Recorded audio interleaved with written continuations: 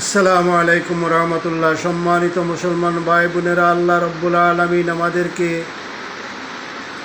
তার মনোনীত দিন ইসলামের অনুসারী করেছেন, সেজন্য আল্লাহর অসংখ্য শুকরিয়া আদায় করছি।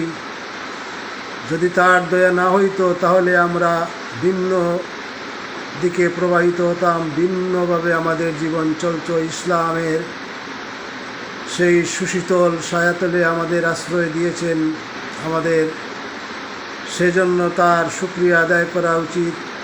আজকে আমরা সবাই নামাজ পড়ি, নামাজের মধ্যে আমরা অনেক দোয়া দুরুদ পড়ি। সেই দোয়া দুরুদের মধ্যে একটি দোয়া হলো আমরা পড়ি দোয়ায়ে কুনুত, যেটা প্রতিদিন এশার নামাজের পর ভিতরের তিন রাকাত নামাজ আমরা আদায় করি। সেই 3 রাকাত নামাজের তৃতীয় রাকাতে সূরা কেরাতের পরে আমরা যে দোয়া পড়ি, আজকে আমরা সেই দোয়াটা অর্থ সহকারে বিশুদ্ধ উচ্চারণের মাধ্যমে শেখার চেষ্টা করব। যাদের বিশুদ্ধ উচ্চারণ জানা নাই, শেখার চেষ্টা করবেন, অনুবাদটুকু জানার চেষ্টা করবেন। যখন নামাজে এই দোয়া পড়বেন তখন যদি আপনার অর্থটি জানা থাকে, আপনার মনের মধ্যে সেই অর্থটুকু আপনার মনের মধ্যে উদয় হবে। দেখবেন নামাজের মাধ্যমে আপনি আল্লাহর আরও ঘনিষ্ঠ হতে পারছেন, আল্লাহকে আরও কাতর মনে আল্লাহর কাছে দোয়া করতে পারছেন। আসুন আমরা সেই দোয়ায়ে কুনুতটা সম্পর্কে জেনে নেই। দোয়ায়ে কুনুত হলো আল্লাহুম্মা ইন্না নাস্তাঈনুকা ওয়া নাস্তাগফিরুক। হে আল্লাহ, আমরা তোমার দরবারে সাহায্য চাচ্ছি এবং তোমার দরবারে ক্ষমা চাই। ওয়া নু'মিনু বিকা ওয়া নাতাওয়াক্কালু আলাইক।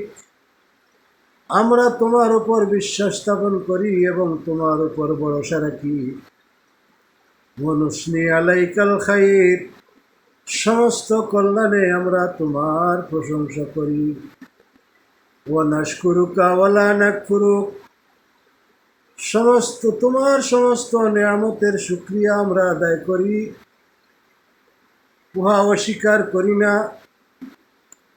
ওয়া নাখলাউ ওয়া নাতরুকু মান ইয়াফজুরুকা। যে বা যারা তোমার অবাধ্য পাপাচারী ব্যক্তি, আমরা তাদের সাথে সম্পর্ক ছিন্ন করি, তাদের সাথে কোনো সম্পর্ক রাখি না এবং তাদেরকে এড়িয়ে চলি, পরিত্যাগ করি। আল্লাহুম্মা ইয়্যাকা না'বুদু ওয়া লাকা নুসাল্লি ওয়া নাসজুদু। হে আল্লাহ, আমরা একমাত্র তোমারই ইবাদত করি এবং তোমার জন্য নামাজ পড়ি আর তোমাকে সিজদা করি।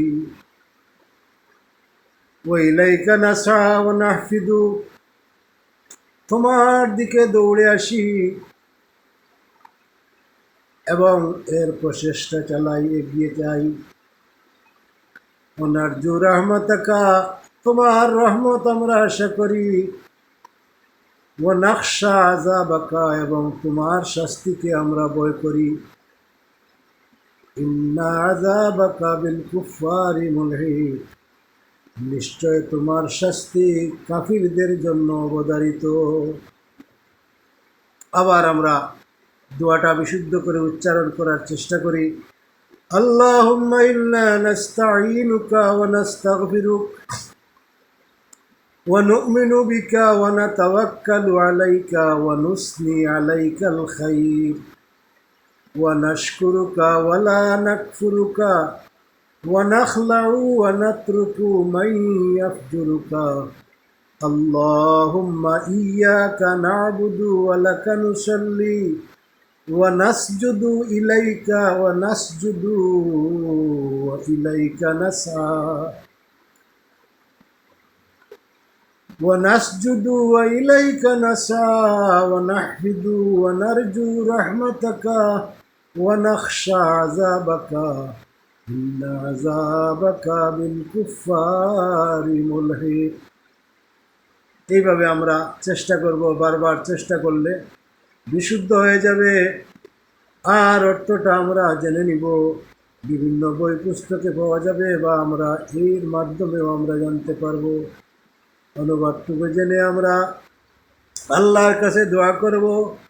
দেখবেন নামাজ শেষ করার পরেও এই দোয়া আপনার জীবনে আপনাকে খারাপ লোকের সঙ্গ থেকে দূরে সরিয়ে রাখছে, ভালো মানুষের সঙ্গে আপনি হতে আপনার মন চাইবে। কারণ আপনি বলেছেন, ও নাখলাউ ও নাতরুকু মাইয়াফজুরুকা, পাপাচারী যে পাপাচার করে তোমার অবাধ্য সেই সমস্ত মানুষের সাথে আমি সম্পর্ক রাখি না, এদের সাথে আমার সম্পর্ক ছিন্ন করি। সুতরাং সঙ্গ গুণে লোহাবাসে পাপাচারী ব্যক্তির সঙ্গ পরিত্যাগ করা উচিত।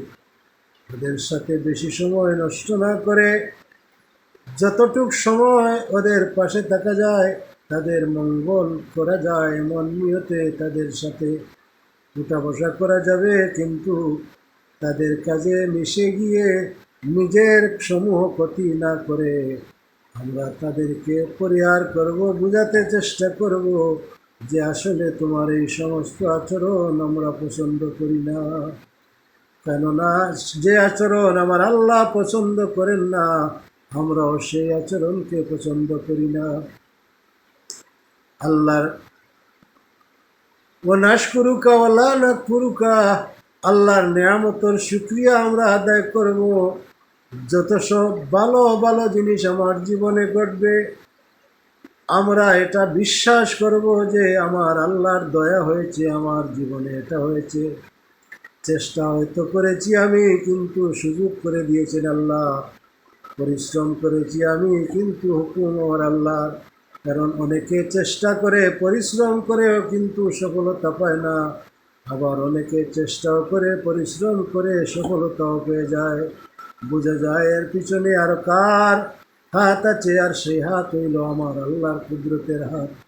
সেই আল্লাহর ইচ্ছা, তিনি যাকে ইচ্ছা সম্পদ দান করেন, ইজ্জত দান করেন, যাকে ইচ্ছা সম্পদ রাজত্ব সব কিছু ছিনিয়ে নেন, অপমানিত করেন।